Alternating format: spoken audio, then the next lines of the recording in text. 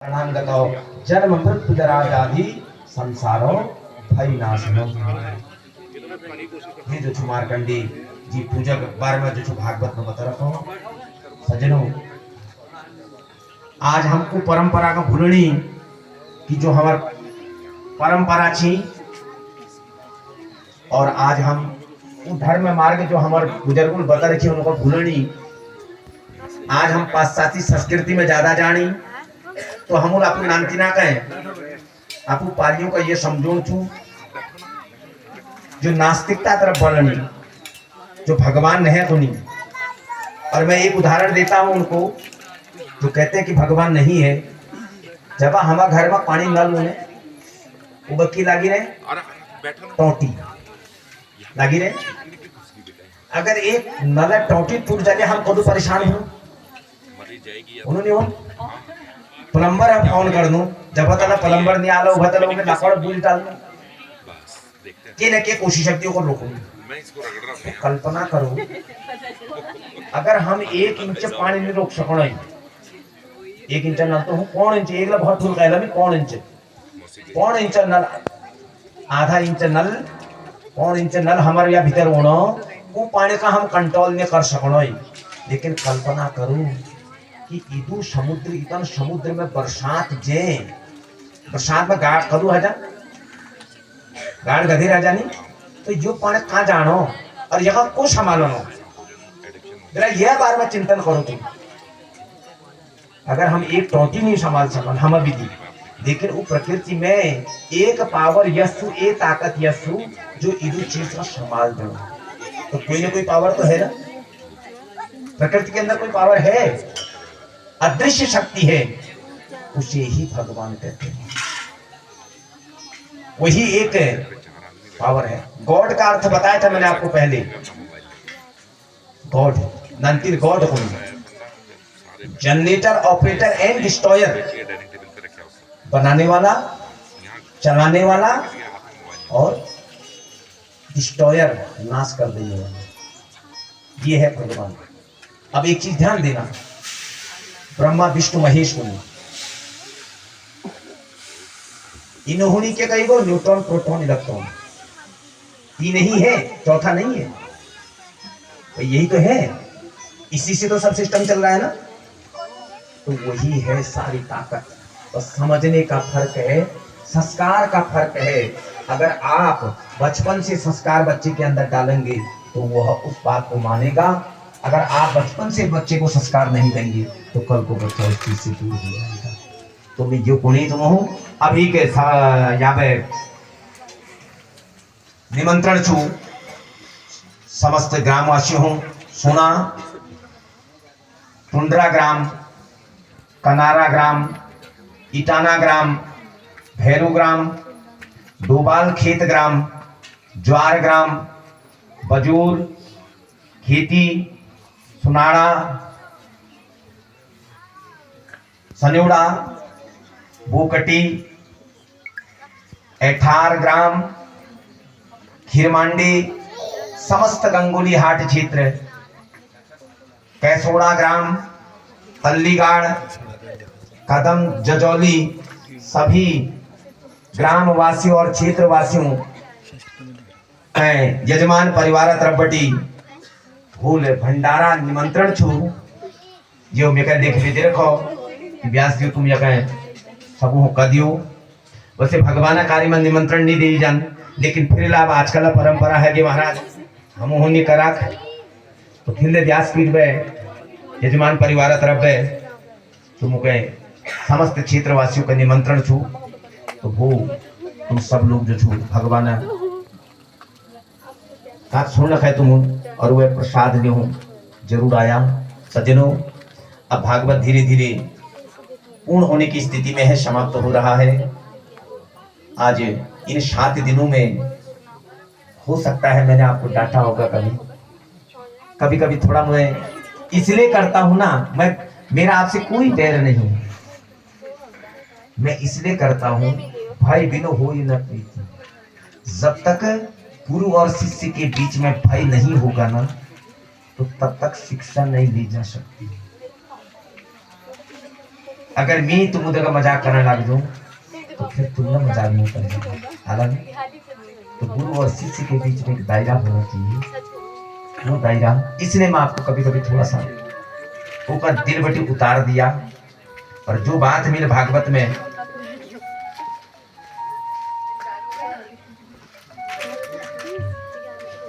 तो भागवत में जो बात कर रखी, सुनना, मनन करना और जीवन में धारण करना, यही भागवत का शाब्दिक अर्थ है। जो जो बातें आपको यहाँ से सुनने को मिली तो उसको एक बार सोचो, चिंतन करो कि यार ये बातें क्या कही गई हैं और उनको एक बार जीवन में धारण करके देखो। अगर तुमको लागल कि बात सत्य छू, ये बात हम जीवन में धारण करवे, हमारे जीवन उद्धार होना, तो उन बातों को जरूर धारण करिए। और जीवन में कभी ऐसी गलती ना हो हम विधि कि हम गए भगवान मार्ग बटी दूर हम पढ़ो। तो जीवन में सदा हमेशा जो है प्रेम बनाए रखो।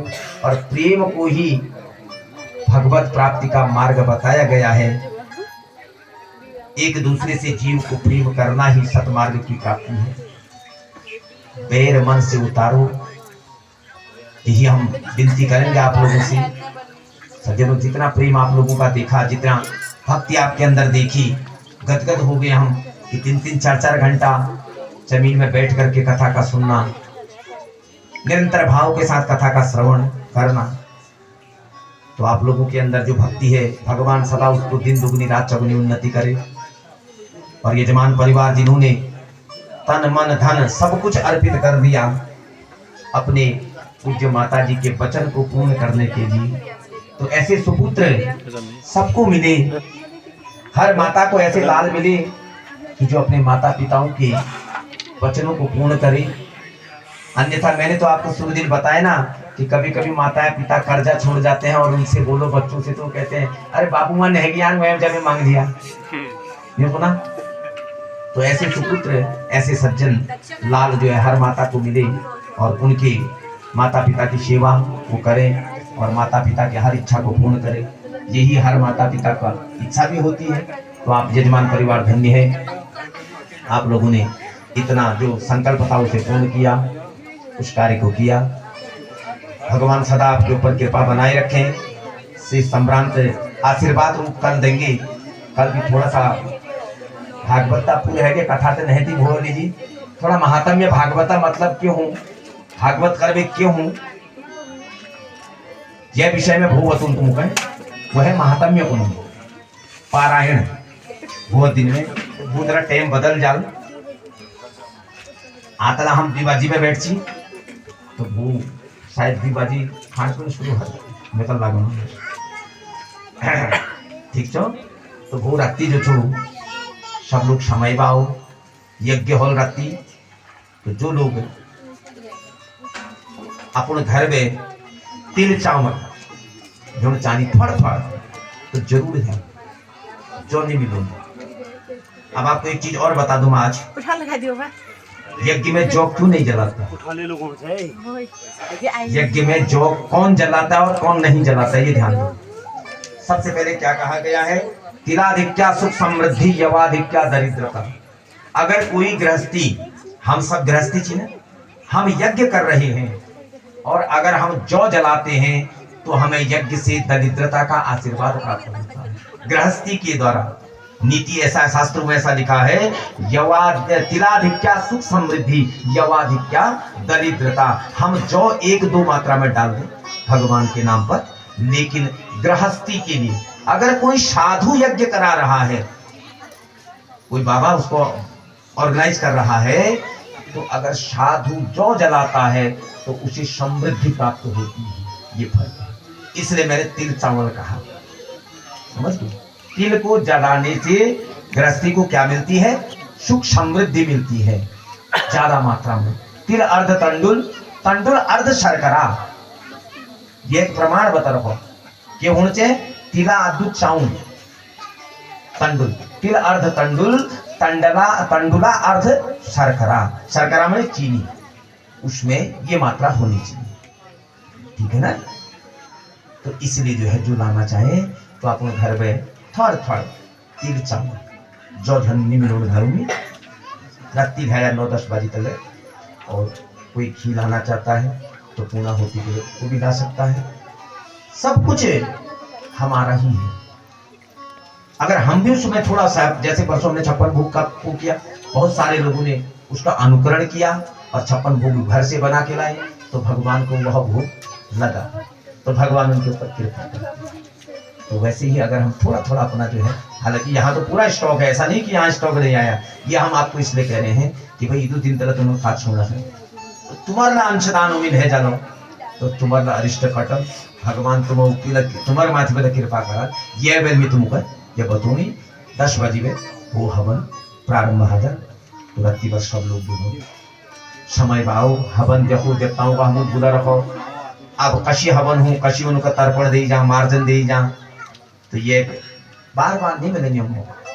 हवन तर्पण मार्जन गवादान फिर महातरण, फिर जाकर के सब लोग अपने अपने घर पे कथा की समाप्ति। भागवत आज को रहेगी।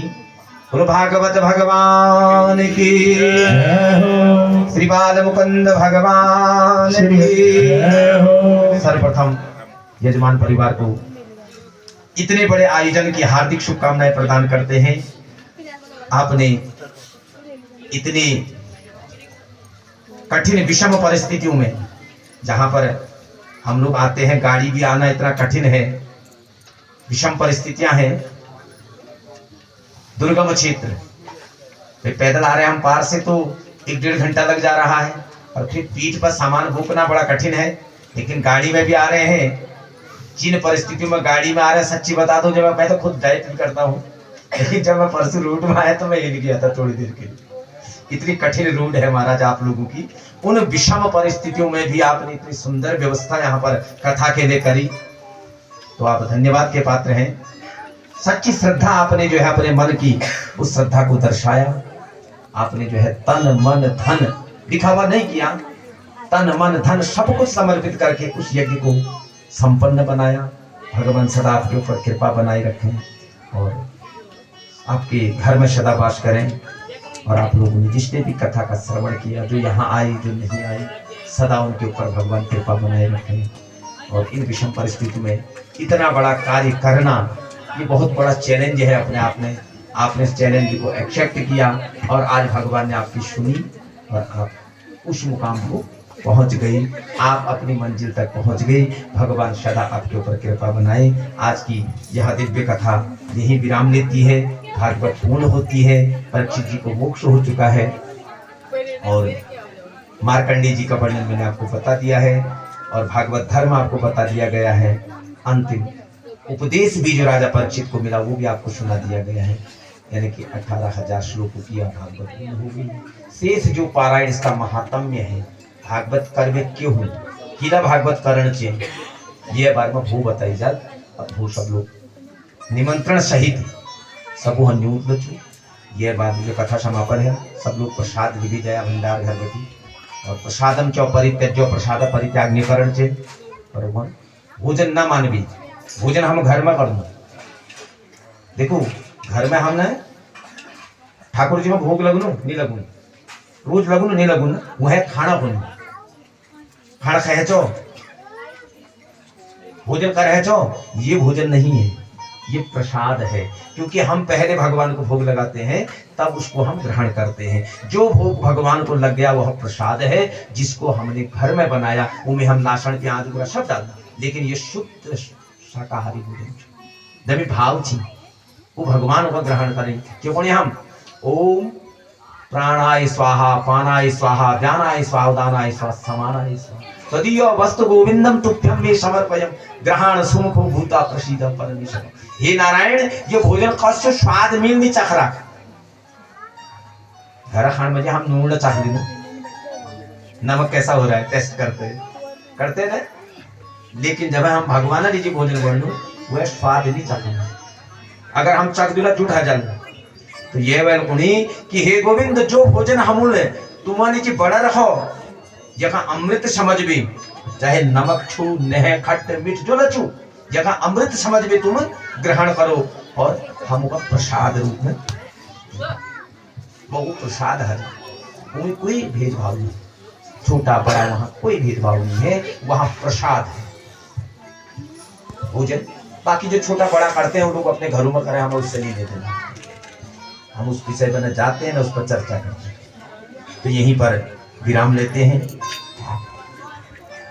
और सब लोग जो है अपने जगह से खड़े हो जाएंगे, भागवत जी की आरती करेंगे। एक चीज ध्यान दिया, कुछ लोग बिना आरती पुरहैया बैठ जाने, बिना आरती पुरहैया नहीं बैठना चाहिए, ठीक चुने। हाँ जो अस्वस्थ छे वो बात अलग छू,